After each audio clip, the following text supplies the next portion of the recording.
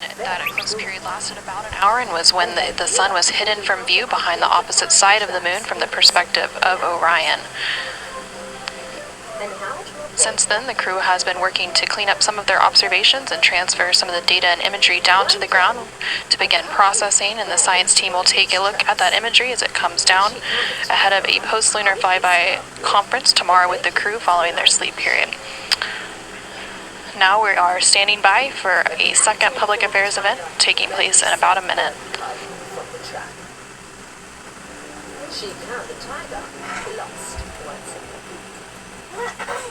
Balu also taught Mowgli the magic words he can use when there is danger in the jungle.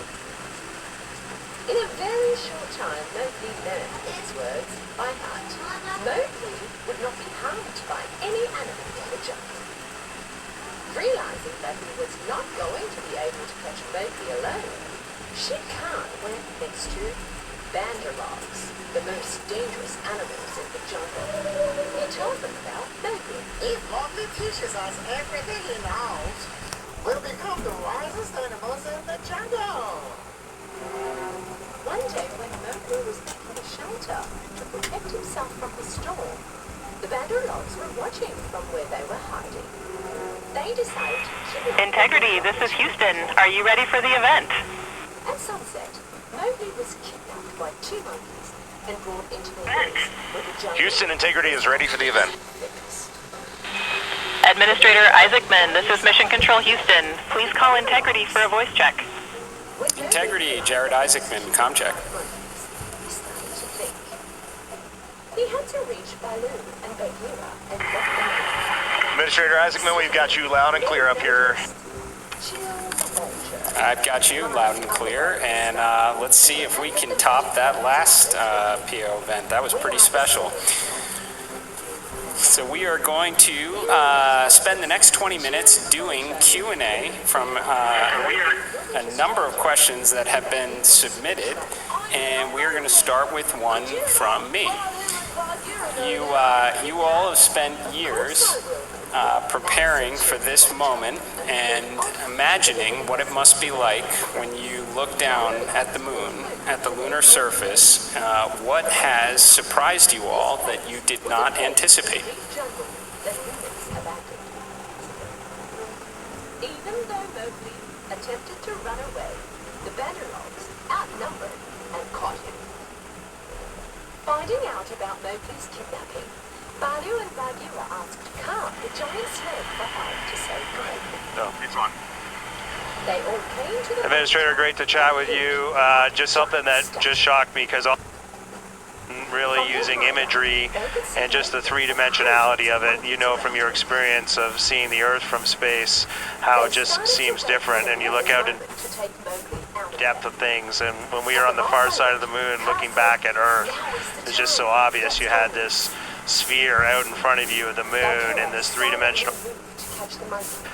You really felt like you weren't in a capsule. You'd been transported to the far side of the moon, and it really just bent your mind. It was an extraordinary human experience. I'm so grateful for it. And one of them called the others for help. Suddenly, Bagheera was surrounded with lots of monkeys.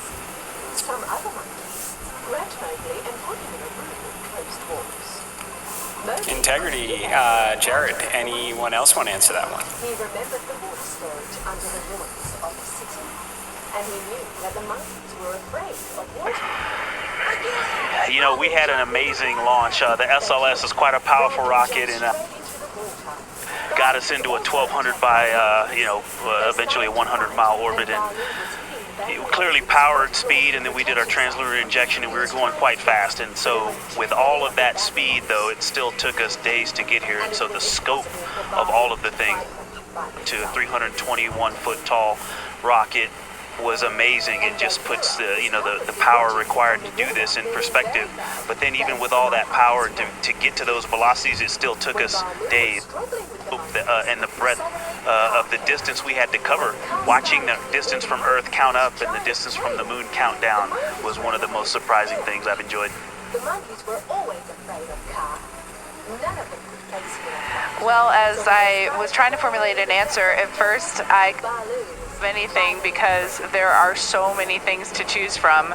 I'll try to just narrow it down, but I'm going to go with something we did yesterday, a manual flight test objective, where we just basically got to sit at the vehicle. It was Jeremy and I this time, and just drive around using the rotational hand controller, basically just drive it with the stick, and how well it handled, how tight the control algorithms were, and watching it respond when we actually degraded it on purpose by going into 3 degrees of freedom control, by actually inhibiting some of the jets, which even though we have jet redundancy, of course, for each other in these complicated algorithms. So it was just amazing to be in a deep spacecraft and just be flying it around by hand.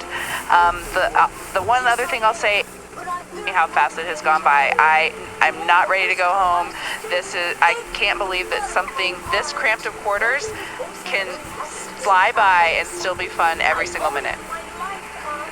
And I'll just close out with, I think just scale, Jared, is the thing that is just blowing my mind.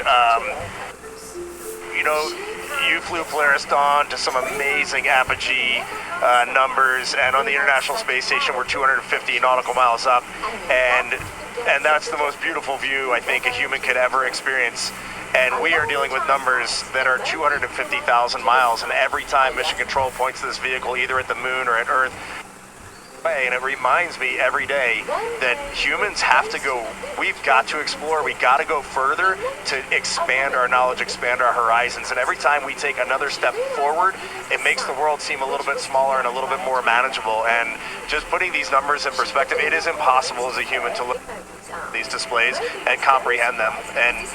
But here we are, and NASA is doing this, an international team is doing this, and they're doing it very well.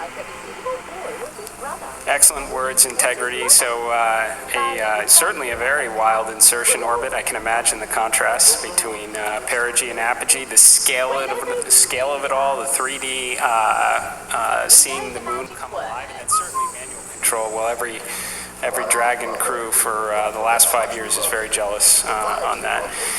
Okay, so we're going to questions here. This one, the Artemis 2 crew inspire all of us, but what inspires you? Found a house, found a village where humans live, and the animals became sad because he wanted to be friends.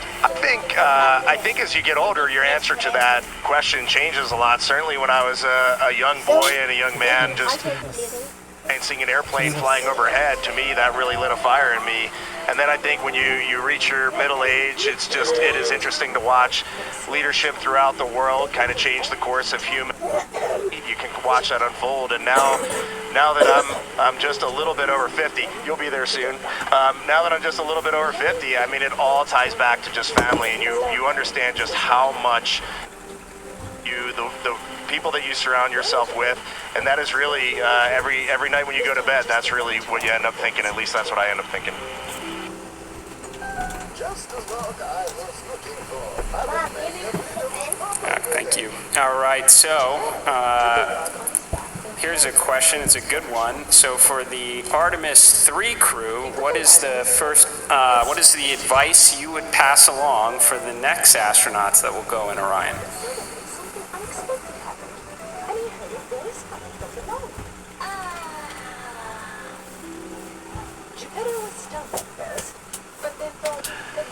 That's a great question, Jared. We've actually been thinking about the Artemis